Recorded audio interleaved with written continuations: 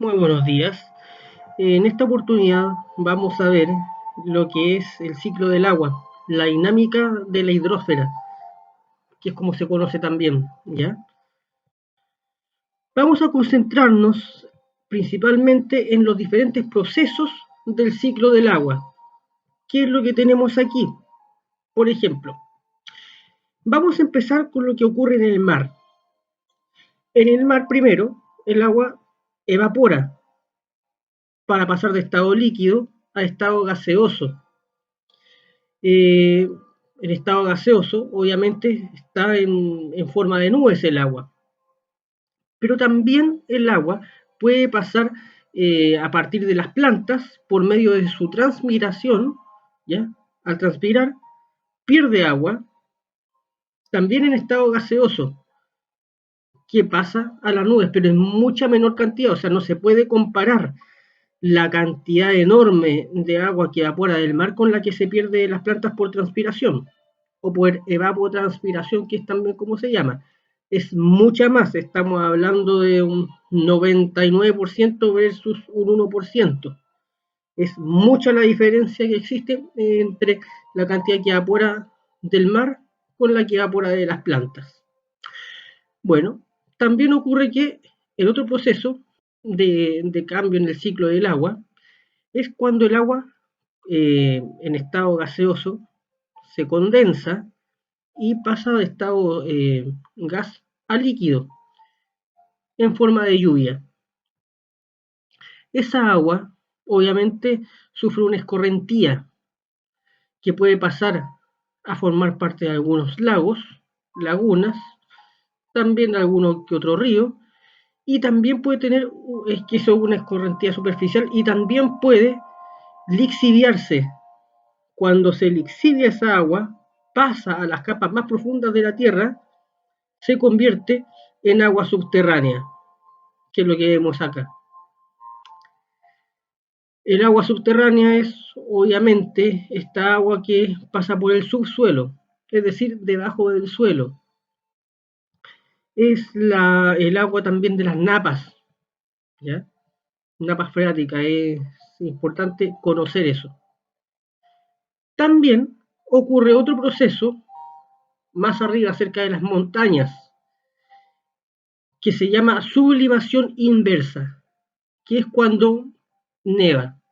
Se dice neva, el proceso es nevar, está nevando, ¿ya? No nieva, es neva. Ese proceso en que el agua pasa de estado gaseoso a sólido, porque pasa del gas de la nube al sólido de la nieve, se llama sublimación inversa. ¿Por qué se llama sublimación inversa? Pues porque hay un proceso llamado sublimación, que es cuando bajo ciertas condiciones que se dan también arriba, muy alto en las montañas, y a cierta temperatura solar, a cierta temperatura por influencia del sol, porque estamos hablando de una gran altura en las montañas, ocurre que una cantidad de nieve, una cierta cantidad de nieve, que es muy poca, pasa a convertirse al estado gaseoso.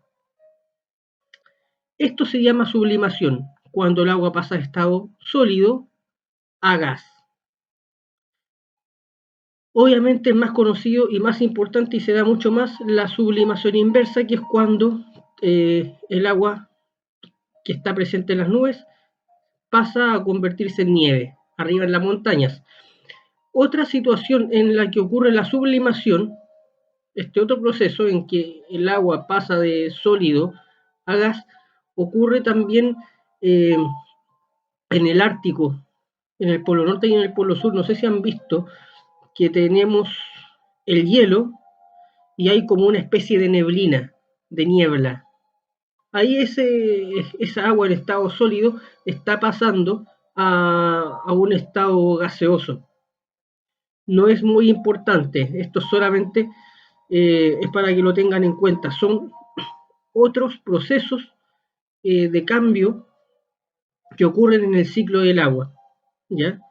Entonces vamos a hacer una pequeña actividad que consiste en que debajo de cada una de estas fotos vamos a nombrar el proceso que le corresponde. Por ejemplo, acá tenemos plantas. ¿Cómo se llama el proceso en el que la planta pierde agua? Evapotranspiración o evaporación, que es la misma evaporación que ocurre acá también, ¿cierto?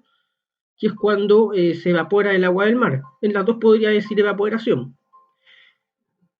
Aquí tenemos nieve, o sea, nevó. Por lo tanto, significa que pasó, como vimos acá, de un estado gaseoso a un estado sólido. ¿Qué tendríamos que escribir acá abajo entonces? Sublimación inversa, muy bien.